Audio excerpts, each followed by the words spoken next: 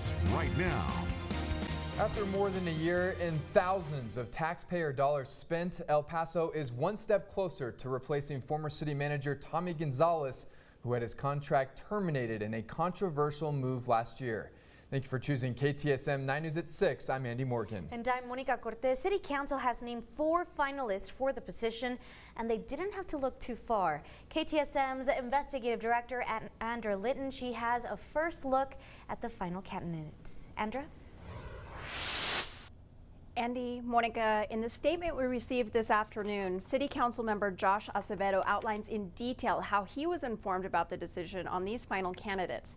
He claims he was never given any reports from staff or from search term Baker Tilly on any applicants. He goes on to say that Council was only given a press release about today's media briefing around 8:30 last night. During the city's announcement today, they named each person Council will now consider for the role. They are, in no particular order, Robert Cortinas, Chief Financial Officer and Deputy City Manager for Internal Services, Mario D'Agostino, former El Paso Fire Department Chief and current Deputy Manager for Public Safety, Nicole Farini, Community and Human Development Director, and Dion Mack, Deputy City Manager for Quality of Life. It costs the city $40,000 to kick off the nationwide search through Baker Tilly. After more than 80 applicants, the finalists are all current city leaders. Current interim city manager Colonel Kerry Weston says he's not looking to stay in the position and believes the council made wise decisions. I'm very confident. I'm really very confident in our senior leadership team. I've had a chance to work with all of them, not just in my role now as the interim city manager, but previously when I was a deputy city manager, when I was a director, and all of them have exhibited really good leadership and the acumen of really understanding the different nuances of city operations. As you may remember, both previous city managers were from outside of El Paso. Not only that, but the city also paid out nearly $900,000 to former city manager Tommy Gonzalez after ending his contract last year. Mayor Leeser says this time around, it's important to structure the new city manager's contract in a way that is competitive, but is best for the city's financial goals. It's very important that we have a contract that's good for the new city manager, but also for the community and the city.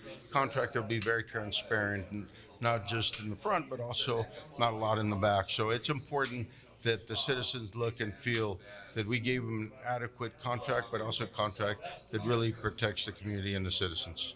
Despite enthusiasm from some city leaders and council members, City Council member Josh Acevedo sent out a statement saying he was not informed at all about the candidates up until Friday's announcement. He says he was against hiring Baker Tilly and had initially voted against giving them the contract. We also spoke with him in person, and he said that he had to request information after today's announcement. Once those rankings were sent out to me at 9:11 in the morning, that should have happened before we even thought about a press conference. It would have been nice to say, we compiled the list, here is the rankings, we're gonna hold a press conference at some point to do this, but none of that happened, and I had to request those rankings. They weren't just afforded to me. Now, we do want to remind you that Mayor Leeser, City Representative Brian Kennedy, Alexandra Anello, Joe Molinar, and Art Fierro all voted to fire Gonzalez last year. Leeser, Kennedy, and Molinar and Fierro were all part of today's announcement. And this is a developing story. We don't know at this time how these accusations are going to impact the process, but we will bring you those updates as we learn more. In the newsroom, Andra Litton, KTSM 9 News. Andra, thank you so much for that report.